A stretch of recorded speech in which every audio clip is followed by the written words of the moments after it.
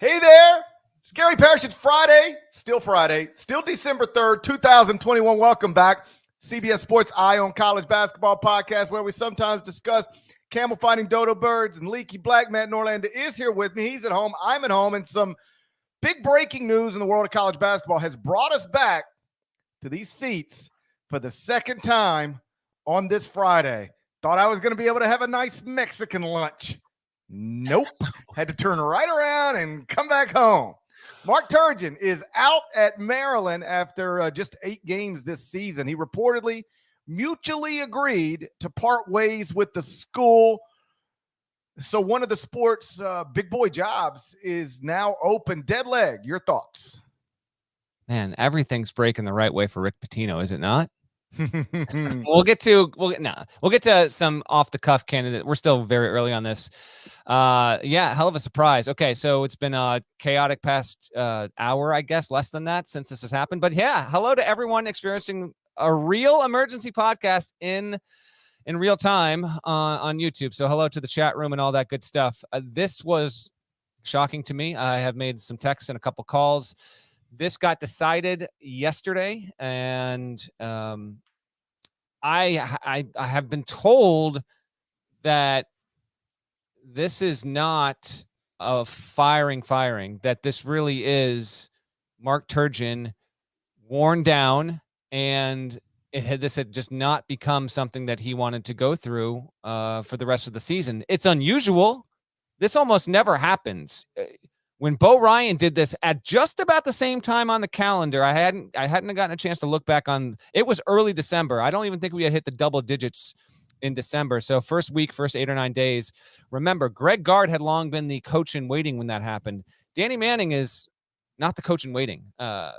He's going to get a chance to coach Maryland. And as I said on HQ about 30 minutes ago, if we look up in 2 months and Maryland's only lost once or twice since Danny Manning's taken over, then yeah, he'll have a shot at taking over the job. He's coached at the Power 5 level. But man, it's too funny to me that we talked about Maryland and its fan base on the normal Friday podcast. What's funny is anyone listening to this podcast first, they're like, I want to listen to Turgeon stuff. When you get to the other podcast and we're talking about Maryland's fans, having no idea that Mark Turgeon wasn't going to coach another game there, that's just universe winking at us. But yes, obviously it's a surprise. I still think this team's good enough to make the tournament, win games in the tournament. We'll see, though. This is kind of a sink or swim decision. Obviously the players, you would figure, not that they have the choice, but he goes to the players and they're on board with it and they'll ride with Danny Manning. We'll see how it goes. But yeah, man, bottom line is this is a surprising move. 2021 is the noisiest coaching carousel year in the history of college sports when you consider football and basketball. And we have one of the 20 best jobs in college basketball now open for vacancy for next year. Maryland was 5-3 through these first 8 games with losses to George Mason, Louisville, and Virginia Tech. Turns out Kim English killed Mark Turgeon's career at Maryland. Apparently so. Because that's one of the 3. And then, as we mentioned on the other podcast, they've dropped their past 2 games to get them to 5-3. Big picture. And you're exactly right. Like, this team is off to a not good start, but the talent that made just about everybody think they were a preseason top 25 team is still very much in place. So to walk away at this point, if that is indeed what Mark did, is a little surprising to me, although I can't speak to, what it must feel like to be a constantly criticized college basketball coach in a high profile job. Because he's been dealing with criticism on some level for 12 years. I mean, that's the thing about this. He made it to his 12th season. Yeah. And I'm not sure there was ever really a time where the fan base was like, we got the right guy. We got our coach. This is who we're rocking with. I don't know that he ever had them. I don't even know if it's like he lost them and then couldn't get them back. I don't know that he ever had them. And then certainly when, you couldn't bounce past the round of 32 in the NCAA tournament often enough, it really didn't matter that it no longer mattered to the fan base that you were making the NCAA tournament basically every year. It only mattered that you weren't getting where they thought you should be. he did coach in 5 of the past 6 NCAA tournaments, but in these 11 years, he only made the Sweet 16 one time. Now, he missed out on an opportunity to maybe do it again in 2020, right? Because of the dumbest pandemic of my lifetime. He won the Big Ten that season, was projected as a number 3 seed in that year, and then, of course, we don't play the tournament. But the truth is he got off to a slow start, didn't make the NCAA tournament until year 4. So he started slow and then just never won the fan base over, never made deep marches into the bracket consistently. And if it is true that he just reached a point where he was worn down, I guess I'd like to think I would continue to think I can turn this thing around until I can't, because there's still plenty of time to do it. But if he's indeed just worn down from everything that goes with being a less than perfect Maryland basketball coach, I guess I can understand that. Here's the quote Turgeon had in the Maryland release, which is how this news got dispensed. No one broke it. Maryland announced it, and college basketball media landscape went, whoa. Well, I will give credit. The Maryland 24/7 site did post at some point, and I didn't see it until after it was official. It might have been minutes before. Okay. But they did say is expected to resign at some point today. And so they were out there pretty good on it. Credit to them. I did not see that streak across my feed, but then again, HQ and podcast prep and all that stuff has happened in a flash. You were out to eat Mexican food. I was trying to make myself a smoothie.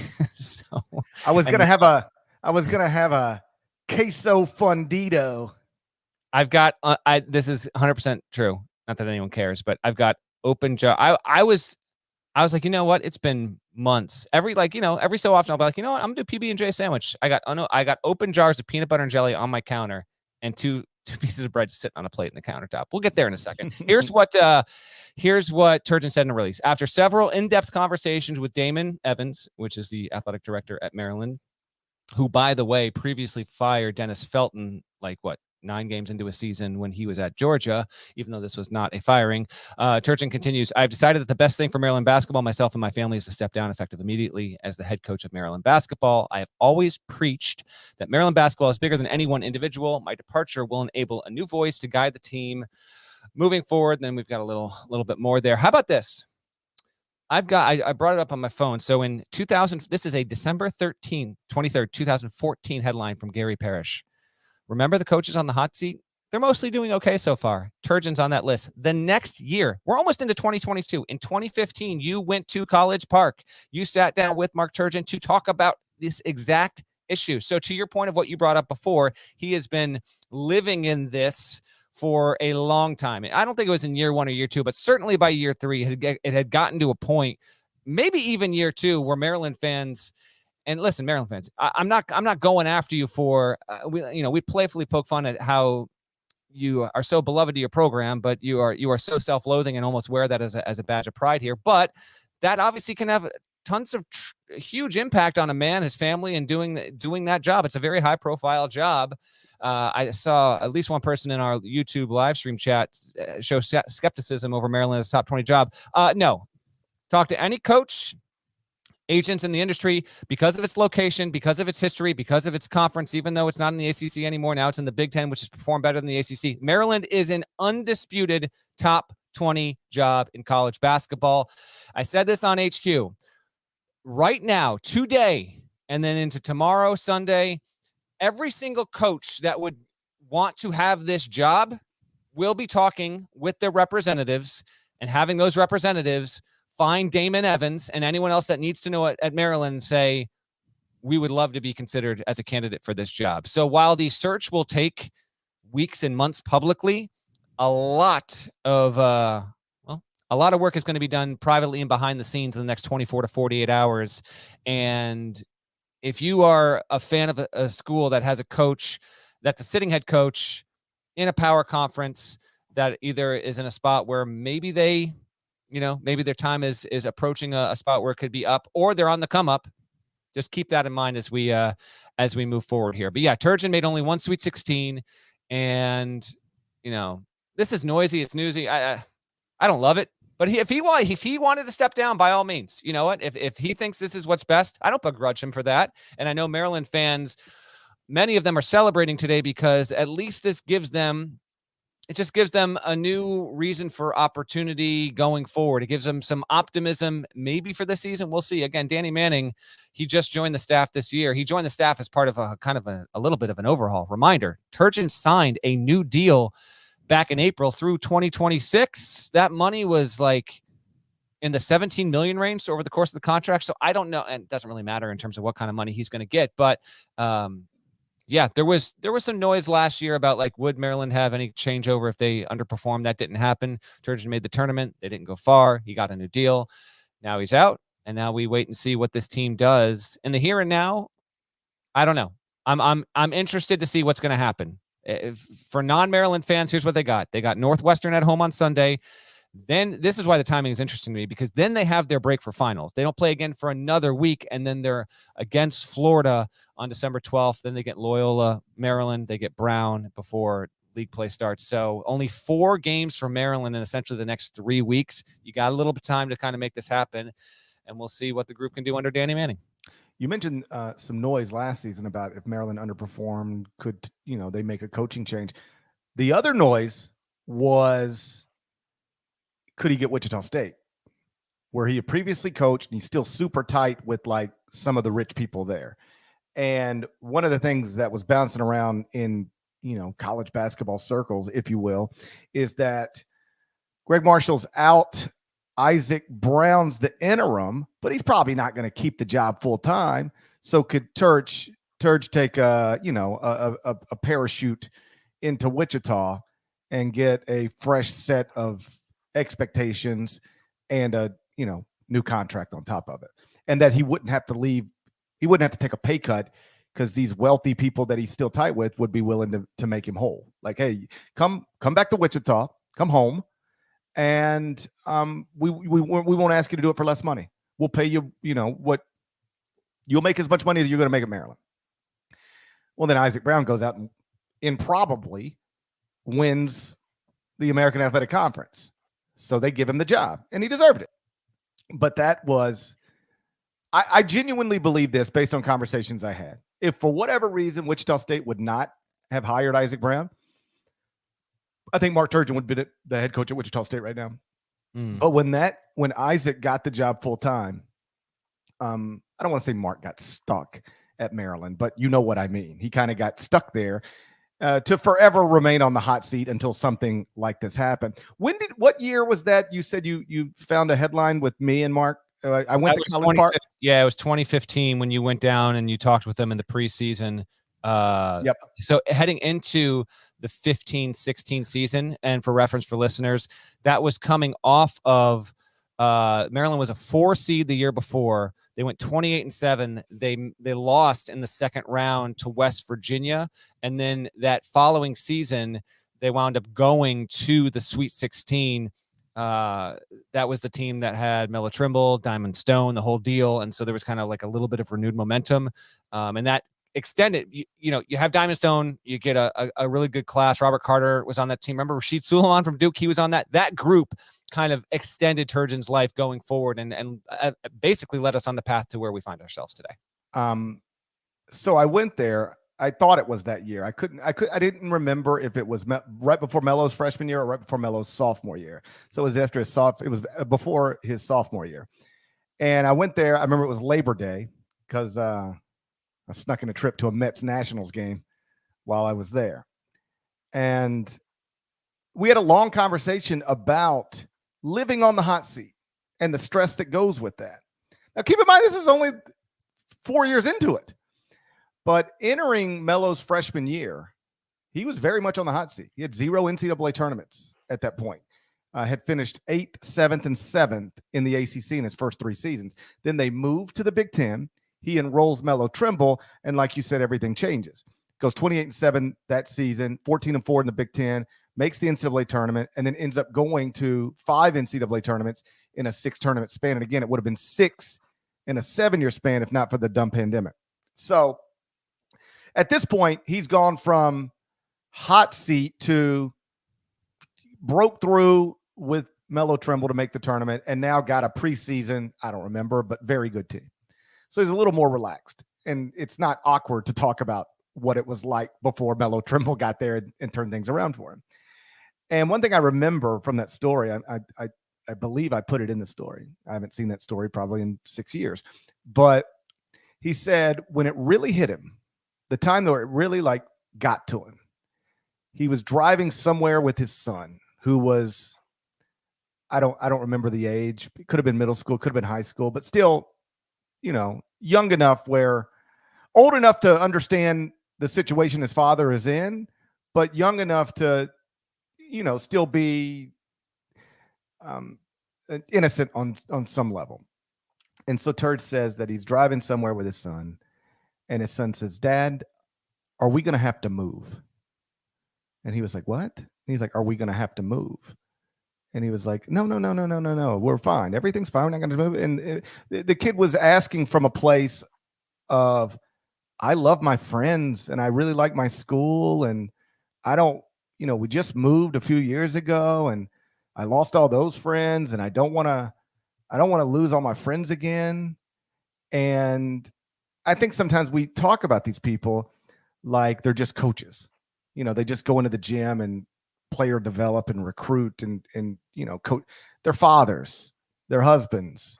And that kind of stress, very public, having a very public job where people judge you based on the results of games, it's not simple.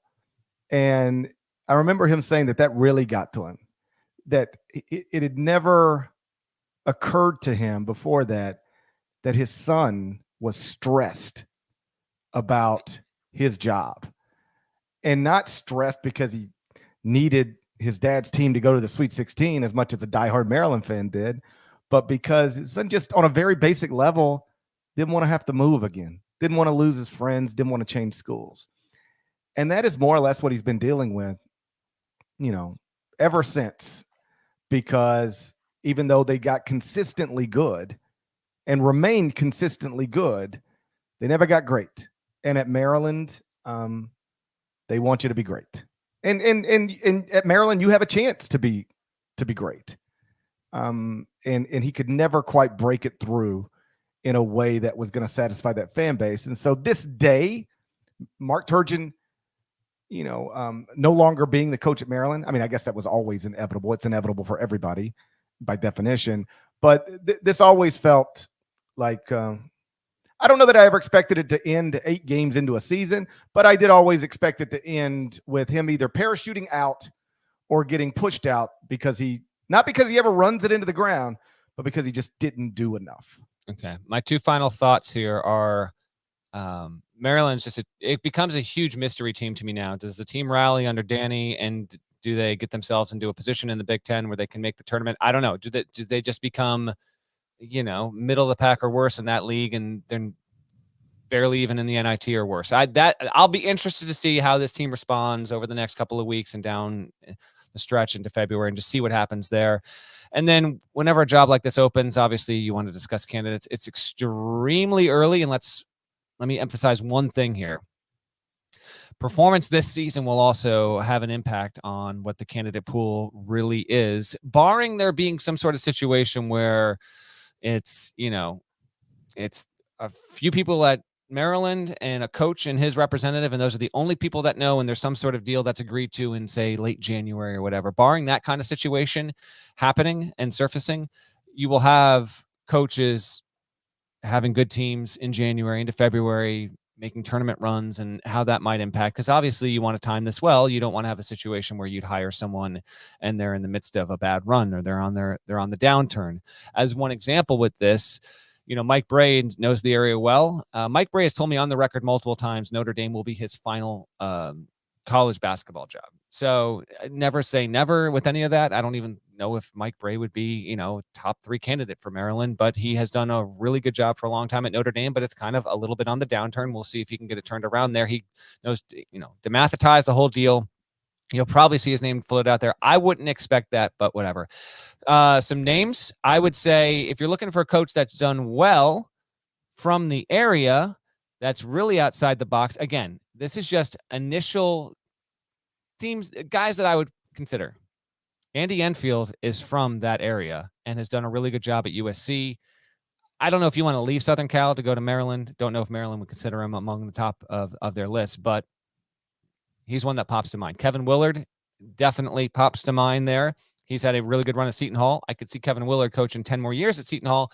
I could also see a situation where Kevin Willard wants to choose a change of scenery, wants a reboot, and then we'll kind of wait and see. That kind of feels like almost like, let's see what Seton Hall looks like this season. And if they're really, really good, maybe his name becomes even hotter. Mark Schmidt at St. Bonaventure has deserved a bigger job for 5 years at this point.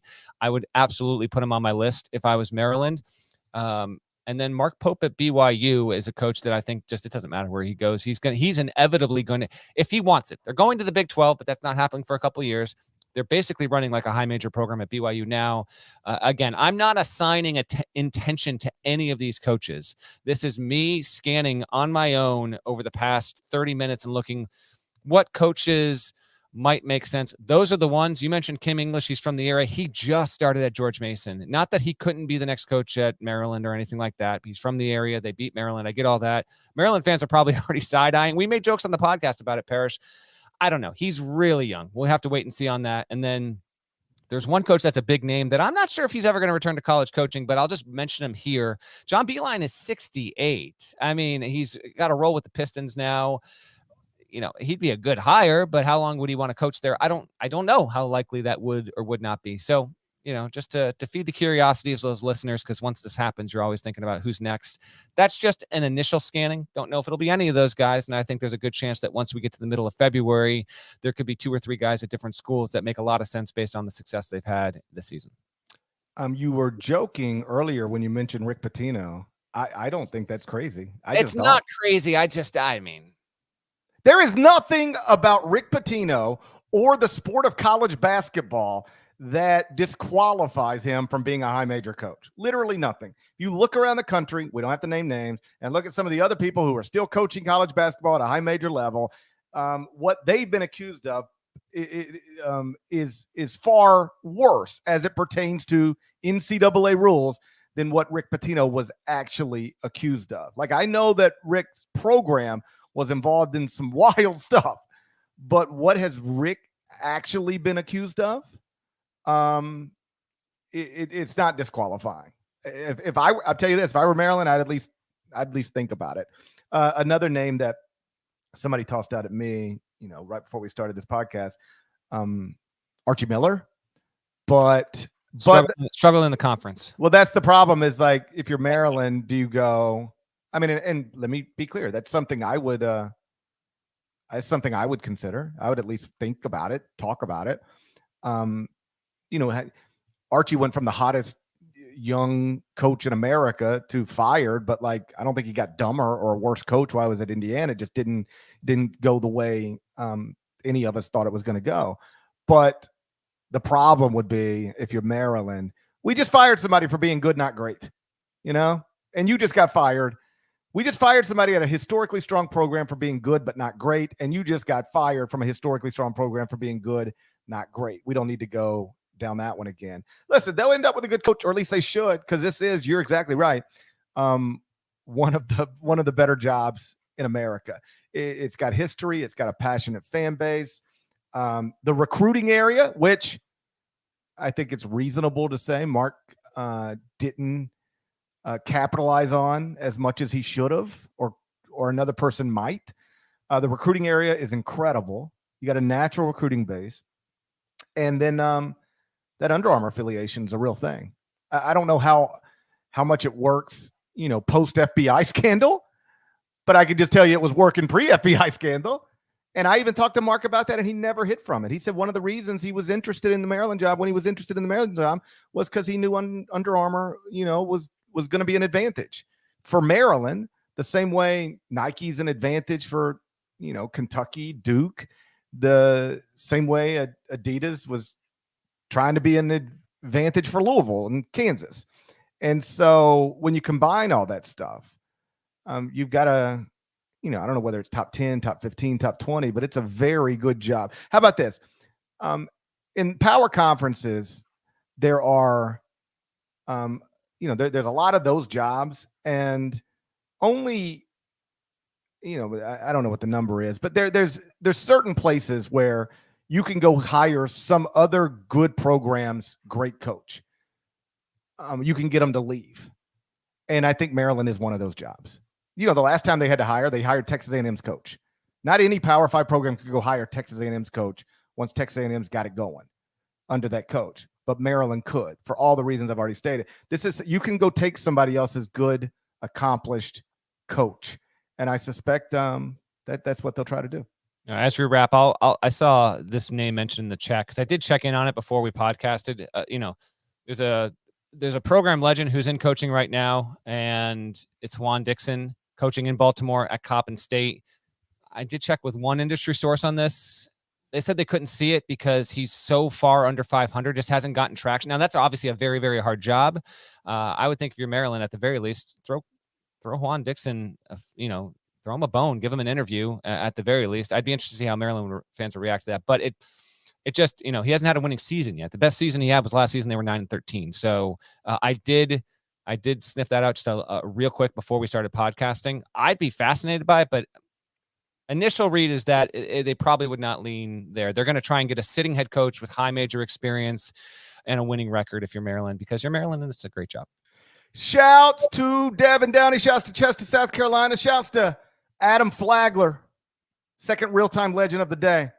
I know I got lazy on that one, but it's okay. I was trying to have Mexican, and I just needed to name a Baylor player. And I'm running out of former Baylor players, by the way. You are not. There are literally probably like 900 of them. So you are good to go for a couple more years. But the easiest place to look at rosters is KenPom, and it only goes back to 2002.